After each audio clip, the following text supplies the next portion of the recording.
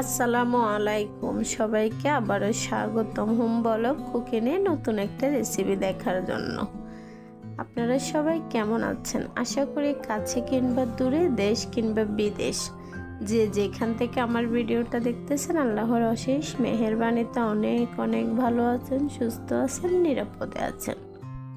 আমি আবারও চলে আসলাম আপনাদের সাথে নতুন একটা রেসিপি শেয়ার করার জন্য। আর আমাদের আজকের রেসিপি হলো পাঙ্গাস মাছের ভর্তা রেসিপি। অনেকে আছে পাঙ্গাস মাছ একেবারে পছন্দ করে না, তবে আমি গ্যারান্টি দিয়ে বলতে পারি পাঙ্গাস মাছের এই ভর্তা রেসিপিটা যদি একবার বানিয়ে কাউকে খাওয়ান, সে পাঙ্গাস মাছ না খেয়ে থাকলেও বারবার এই ভর্তা খেতে চাইবে আর পাঙ্গাস মাছের স্বাদ কখনো ভুলতে পারবে না।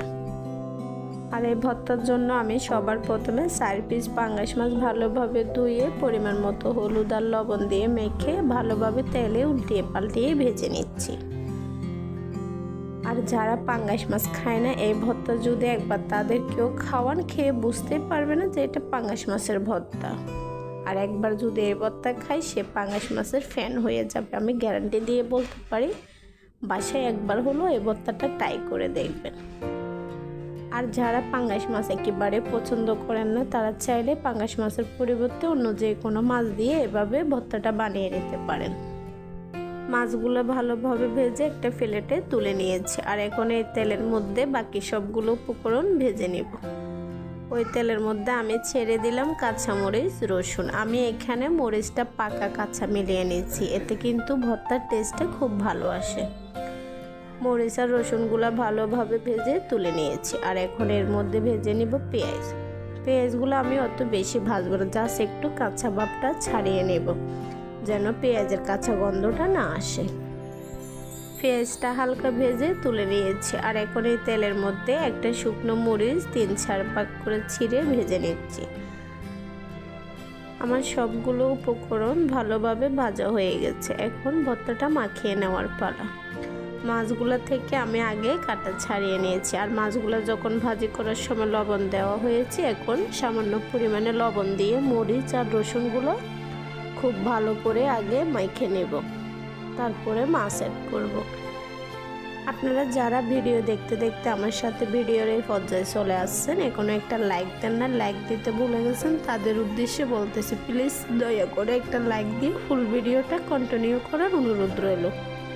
আশা করি ভিডিওটা আপনাদের ভালো লাগবে।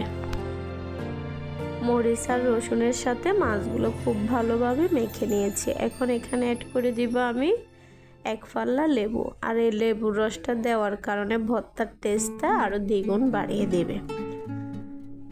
একবার যদি বাসায় এই ভর্তাটা ট্রাই করে না দেখেন, তাহলে বুঝতে পারবেন না। আমি নিজেও এই ভর্তাটা খাওয়ার আগে বুঝতে পারিনি এই ভর্তাটা এত মজা হয়। আর খাওয়ার ফেলেতে এই ভর্তা রেসিপিটা থাকলে মাছ মাংস সবই দূরে সরিয়ে শুধু ভর্তা দিয়ে ভাত খেয়ে তৃপ্তি করে উঠে যাবেন। এই পর্যায়ে আমি এখানে অ্যাড করে দিব ভেজে রাখা পেঁয়াজগুলো বেশি নরম করতে যাবে না, জাস্ট একটু কাঁচা ভাব ছাড়িয়ে তুলে নেবেন। বেশি নরম হয়ে গেলে ভর্তা মাখানোর সময় মাছের সাথে পেঁয়াজ একেবারে মিশে যাবে।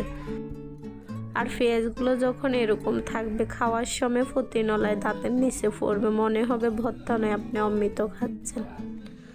আর এখন অ্যাড করে দিচ্ছি ধনিয়া পাতা কুচি। ধনিয়া পাতাটা একেবারে অপশনাল, আপনাদের কাছে না থাকলে স্কিপও করতে পারেন। তবে ধনিয়া পাতা দিলে যে কোনো ভর্তার টেস্ট দুগুণ বেড়ে যায়, আর ফ্লেভারও, সেটা তো আপনারা সবাই জানেন কম বেশি। আমার ভর্তাগুলো ভালোভাবে মাখা হয়ে গেছে। এখন এখানে অ্যাড করে দিচ্ছি শুকনো মরিচ ভেজে রাখা সেই কুসুম গরম তেলগুলা। আর যে কোনো ভর্তাতে লাস্টে দিয়ে এরকম মরিচ দিয়ে ভাজা তেলগুলো অ্যাড করলে একটু কুসুম গরম, ভর্তার ফ্লেভারটা যে কত সুন্দর আসে, আর খেতে যে কত মজা লাগে, বাসায় বানিয়ে না খেলে বুঝতেও পারবেন না। কথা বলতে বলতে আমার ভর্তা রেডি হয়ে গেল। এখন শুধু গরম ভাতের সাথে তৃপ্তি করে খাওয়ার পালা। ভিডিওটা কেমন হলো অবশ্যই কমেন্ট করে জানাবেন। ভালো হলেও কমেন্ট করবেন, খারাপ হলেও কমেন্ট করবেন। আর যারা আজকে আমার চ্যানেলে নতুন, তাদের উদ্দেশ্যে বলতেছি, ভিডিওটা ভালো লাগলে একটা লাইক করতে বলবেন না। ভিডিওটা ভালো লাগলে চ্যানেলটা সাবস্ক্রাইব করে পাশে থাকার অনুরোধ রইল। আর পাশে থাকা বেল আইকনটি বাজিয়ে দেন, যেন আমাদের পরবর্তী নতুন রেসিপিগুলো সবার আগে আপনার কাছে পৌঁছে যায়। আজকের জন্য এইটুকু। সবাই ভালো থাকবেন, সুস্থ থাকবেন। আল্লাহ হাফেজ।